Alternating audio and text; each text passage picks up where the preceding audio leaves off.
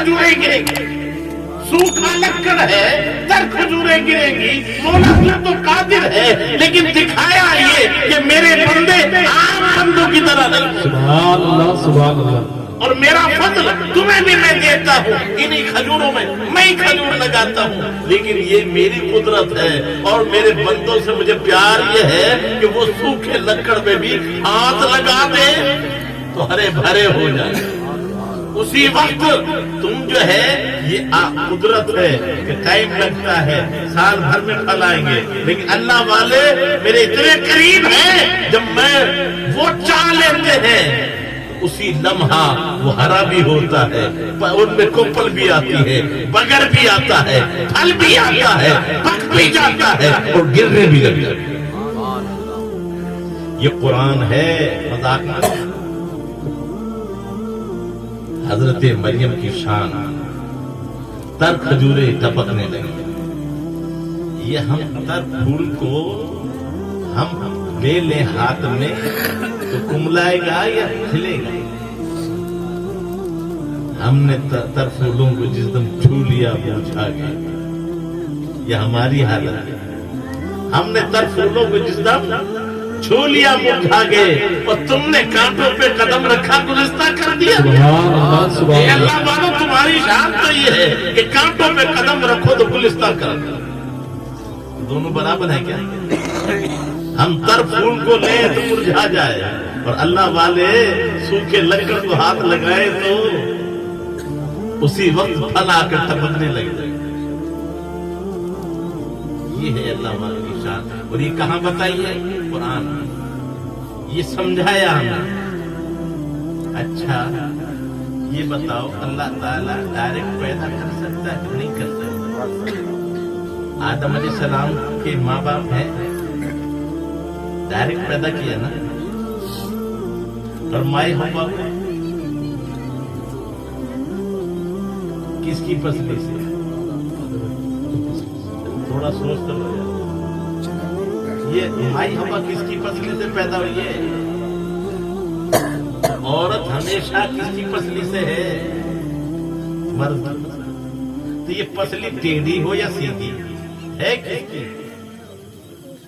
تو پھر اپنی برائی کون کرتا ہے؟ اس میں جو عیب نکال رہے ہیں تو ایسی ہے تو ایسی ہے, تو سوچ تو صحیح یہ پسلی تو تیری ہے. اب قصور اس کا کیا ہے؟ قصور تو تیرا ہے نا, تو اپنی برائی خود کر رہا ہے.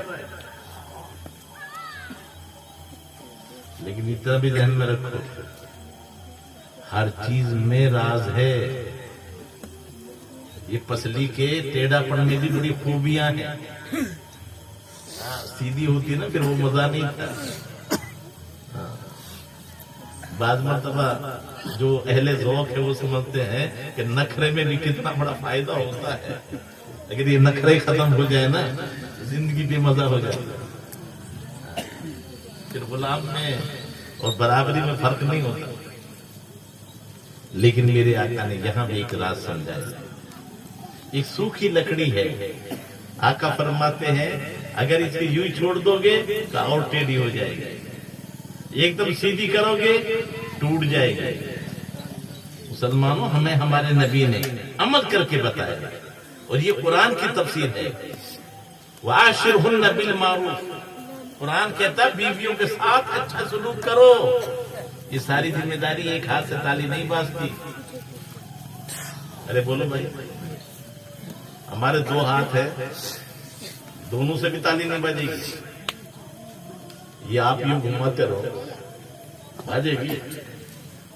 ارے دونوں ہاتھ حرکت کر رہے ہیں لیکن ٹکرائے نہیں تو. ارے جب عورت اور مرد دونوں زندگی, یہ بجلی کے دو تار ہیں, ایک گرم ایک نرم. اگر دونوں گرم ہو گئے تو, اور دونوں جو ہے ٹھنڈے ہو گئے تو بھی. بات یہ ہے اگر ایک گرم رہے تو دوسرا ٹھنڈا ہو جائے, اور دوسرا گرم ہو تو یہ ٹھنڈا ہو جائے. بڑے دونوں چل رہے ہیں لیکن آپس میں ٹکرائے نہیں تو بہت تالی آواز آئے گی. اور ایک ہاتھ سے بھی, ہاں دونوں ایک ساتھ میں ٹکرائیں گے تو جب یہ سچی باتیں معلوم ہیں تو یہ میاں بیوی اپنی زندگی میں اس طرح کیوں نہیں دستور کرتے؟ بس صرف یہ سمجھ لینا کہ مرد کے حق غلط ہے، بلکہ ہمارے بزرگوں نے فرمایا ہے مرد عورت کے جھگڑے میں قصوروار مرد ہے۔ مرد عورت کے جھگڑے میں کون قصوروار ہے؟ کیوں قصوروار ہے؟ اس بزرگ نے فرمایا بتاؤ حدیث کے مطابق عورت کی عقل کتنی ہے؟ آدھی، اور مرد کی پوری۔ اب ایک طرف عقل مند ہو اور ایک طرف پاگل ہو، اب پاگل پتھر پھینکے آپ بھی پتھر پھینکو گے